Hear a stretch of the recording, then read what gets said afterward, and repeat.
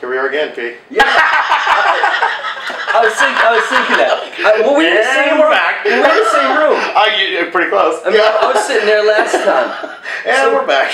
So first of all, everybody, this is Chrystofer Benson, Matrix Artistic Director. You know, just one of the most creative people I know, and that's one of the things. That's one of the things I want to talk to you about today. That means a lot coming from you. You've seen a lot of amazing talent. You've worked with a lot of amazing talent, so thank you. Yeah, you know. Well, okay. Let's first. I want to. This is your 4th time as a finalist? 6th time as a finalist. I've done classics, contemporary classics, 3 times in the hair color. Yes. Fashion forward, and then once in the Avant this year. So wow. Amazing. Amazing. But I think what people don't know that's even more amazing is you've entered multiple times in multiple categories for like, now this year you're up for 1 nomination. 1 nomination. How many categories did you enter?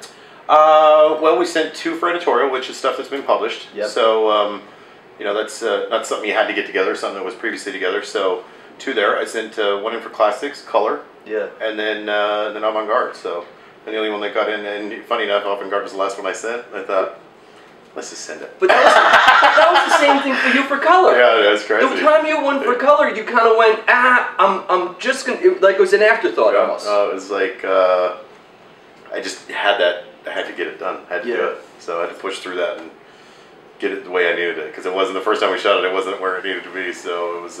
And emotionally, the year before, I know when you lost for color, your part. I know that was tough on you.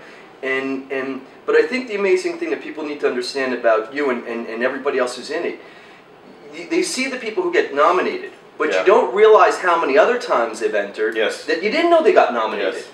So what brings you back to NAHA all the time? Because it's expensive. It's grueling. It's emotional. It's very emotional. You put everying on the line, and then somebody goes, or you won. It's one of those. You're almost there, and never mind. Yeah. I guess I like getting beat up. I don't know. No, it's you know, I think it's a good platform to be able to just showcase your work, and you know, I think while NAHA is a fantastic thing, I don't think it makes us who we are, and I think you have to be pretty grounded about who you are, because it could be very devastating. I mean, if that was everything that you hung your hat on, and you didn't win, you go home and pick the pieces up to your life, and you know, it's not a matter you don't put your heart and soul into, because you do, but I think there just comes a point where you have to go, this is an extension of what I do, this is an extension of who I am, but it's not who I am, you know, and I think when I finally got that, it made it a lot easier. You know, I'm a very competitive person, as you know. I'm not one that second sucks. You're the first place loser type thing.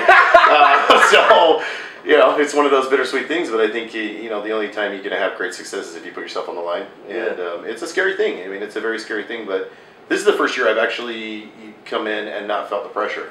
You know, I think a lot of it is you put, and it's nothing anybody, Matrix or our family or friends or anybody puts on you. I think it's what you put on yourself, because creatively you want to put your best forward, and you want to bring it back to our family. You know, I mean, that's the ultimate for me. Is it's not a win for me; it's a win for our family. And you know, we got to celebrate those wins and those successes, because that's what keeps us momentum going for what we do. But no, I think it's a great platform. It's something that, you know, I remember coming down 2006 with Nick when he won his first one, and didn't even know what to expect, didn't know what the hell I was walking into, and watched him win, and I just bit the bug. And I remember telling him that night, I'll be back to get one of these. And 2 years later, I was back as a finalist, and then I've been a finalist every year since. And now when the category wins, I'm like such a head spinner, man. I can't even believe it. So I feel like I've already won just being in the category with him. You know? I mean, that's my mentor that completely has changed my world of hairstyling. You know. And this is the 2nd time you're up against a mentor, because you're up against Sue. You know, for hair color, and you guys were sitting there holding each other's hand, and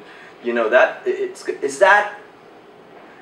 how does that fit into the emotion where you've got your mentor, or you're sitting right next to you, and it's either you're going to beat them or they're going to beat you? Yeah. That I think is probably the hardest part. And I think that is so much in your head of, can you, because you value so much of what they bring to the industry, and you value so much of what they've taught you, and cared enough to stop their life to go, let me show you something. You know, and I'm so grateful for the time that they've spent.